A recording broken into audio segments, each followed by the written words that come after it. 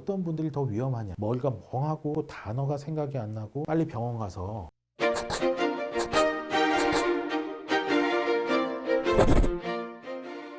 두 번째 얘기는 뇌진탕입니다. 그 뇌진탕이라 그러면 굉장히 우리 실생활과 멀리 있는 것 같잖아요. 근데 생각보다 굉장히 가까이 있어요. 그리고 말도 변했어요. 지금은 경미한 외상성 뇌 손상하고 동급으로 쓰이고 있어요. 그럼 이제 진짜 학술적으로 뇌진탕이 뭐냐? 고전적인 기준으로는 정신을 잃었어야 됐었어요. 그러니까 머리에 충격은 갔고 정신은 잃었고 사진을 찍어 봤는데 딱히 뇌에 피 터진 곳은 없다. 그러면은 그게 뇌진탕이었습니다. 피 터지면 이제 외상성 뇌출혈이 되는 것이고, 지금은 정신을 잃지 않아도 외상 후에 머리가 멍하거나 띵하면 다 뇌진탕으로 분류를 해요. 왜냐하면 뇌진탕이 근본적으로는 비틀리는 힘에 의해서 발생한다는 게 밝혀졌거든요. 즉 무슨 얘기냐?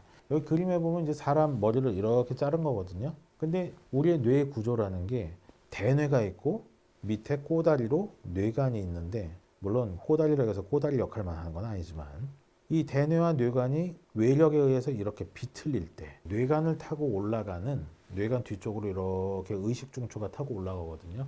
거기에 물리적인 어떤 충격이 가면서 의식이 가물가물해진다. 그게 뇌진탕의 근본적인 기전이다. 그게 밝혀졌어요. 그래서 정신 잃고 안 잃고 유무와 상관없이 거기에 충격이 가면 하여튼 뇌진탕. 더불어서 충격 가는 곳이 맞은 곳이 아니에요. 뇌는 두개골 안에 뇌척수액이라는 완충제가 들어있기 때문에 맞은 곳의 손상이라기보다는 잘 손상이 가는 곳이 있어요. 어디를 맞건 어디가 뭐 부딪히건 간에 그게 어딘가 하면 뇌 앞쪽에 전두엽의 밑에 부분, 그 다음에 이제 소뇌 쪽, 그 다음에 후두부 쪽, 그 다음에 우리 그 측두부 있죠? 뭐 기억력 중추 해마가 있고 어쩌고저쩌고 그 측두부의 앞쪽, 이런 쪽에 충격이 좀 더 잘 가요. 그리고 CT나 MRI 상에서 보이지 않는다 하더라도 그 조직학적으로는 분명히 어떤 일부 세포가 파괴되어 있고 그것으로 인한 염증이 낀다. 그렇게 되어 있습니다. 그러니까 이제 증상도 그 부분별로 다 나타나는 거예요. 일단 의식 중추가 흔들리면 정신이 가물가물하든지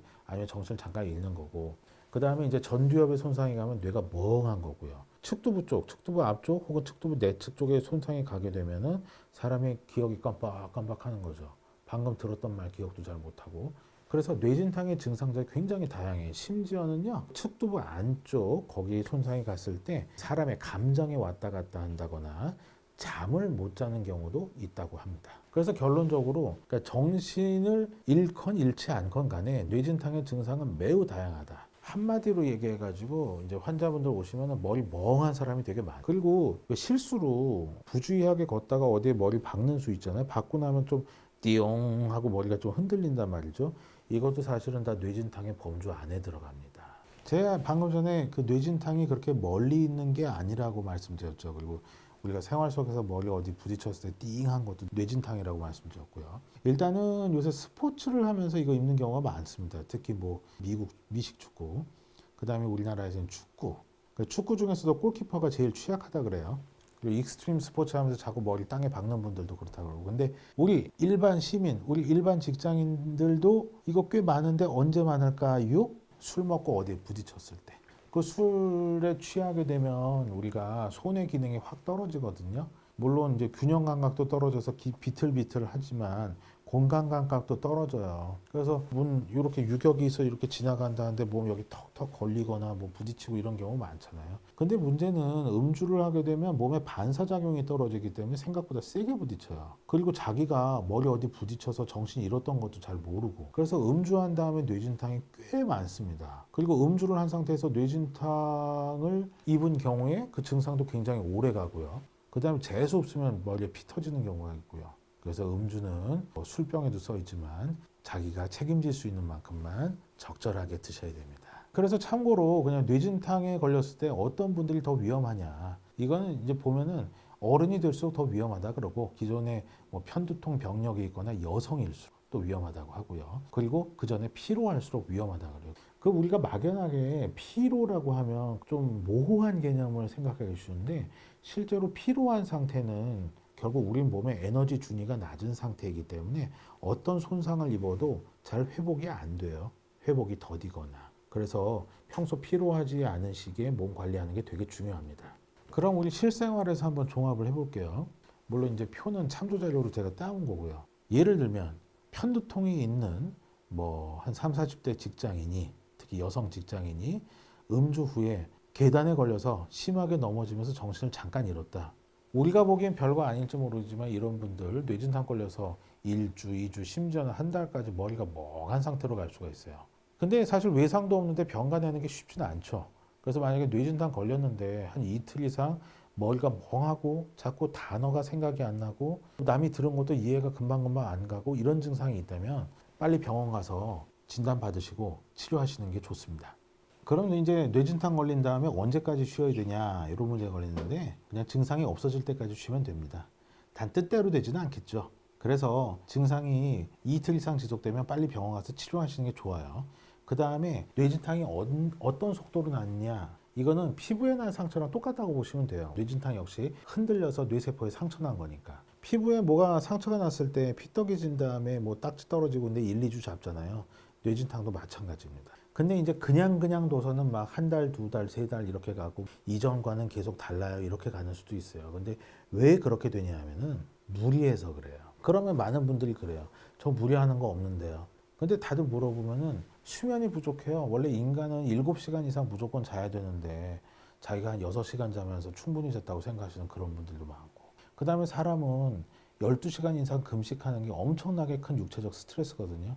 근데 아침을 안 먹게 되면 12시간 금식을 하게 되는 꼴이 돼요. 그런 생활을 하면은 내가 굳이 무리하는 건 없더라도 잠이 부족하고 식사가 부족하기 때문에 몸이 극심한 스트레스를 받습니다.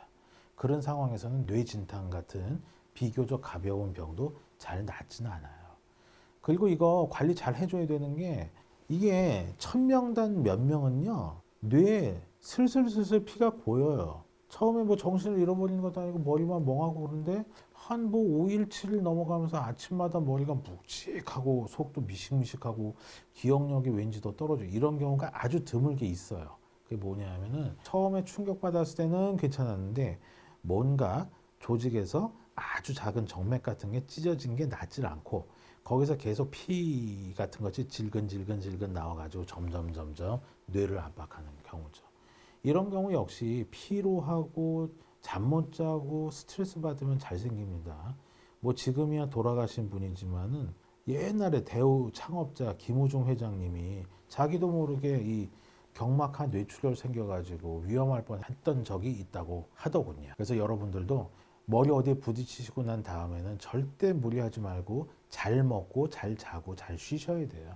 처음에는 내가 쉬는 동안에 내가 뭐 수험생 같은 경우는 공부 못해서 어떡하지 뭐 이런 생각도 할 수가 있는데 오히려 쉴 때 제대로 며칠 빡 쉬어버려야 제대로 나와서 빨리 복귀를 하실 수가 있습니다.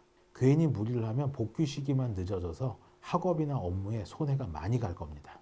그 다음에 옛날 권투 선수죠. 그 권투하다가 머리 충격 때문에 파킨슨 생겼다는 그 유명한 권투 선수 무하마드 알리.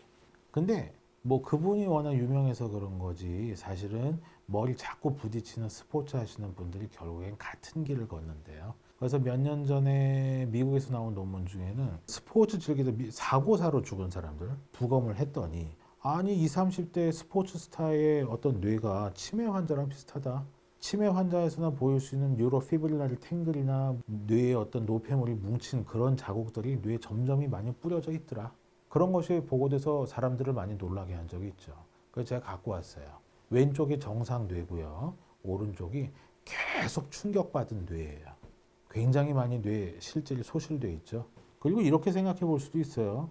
우리 뭐 손이나 그런 데는 그렇게 많이 보호가 안 돼 있잖아요. 그래서 찍히면 찍히고 다치면 다치고 그러지만은 우리 뇌는 절대로 다치지 말라고 굉장히 강력한 두개골에 쌓여져 있는 데다가 뇌척수액이라는 물에 띄워서 충격의 완충작용까지 돼 있단 말이죠. 그럼 왜 그럴까? 충격받지 말라고 그런 면도 있지만 또 한면으로는 충격받으면 큰일 나서 그런 면도 있습니다. 실제로 뇌의 경도는요 일반 두부랑 똑같아요. 두부 이렇게 찍 하고 누르면은 쑥 들어가서 펴지지 않죠? 실제로 뇌도 그래요. 뭐 제가 신경과 의사라서 하는 얘기가 아니라 뇌라는 조직이 굉장히 섬세하고 연한 조직인데다가 하는 일은 또 되게 많아요.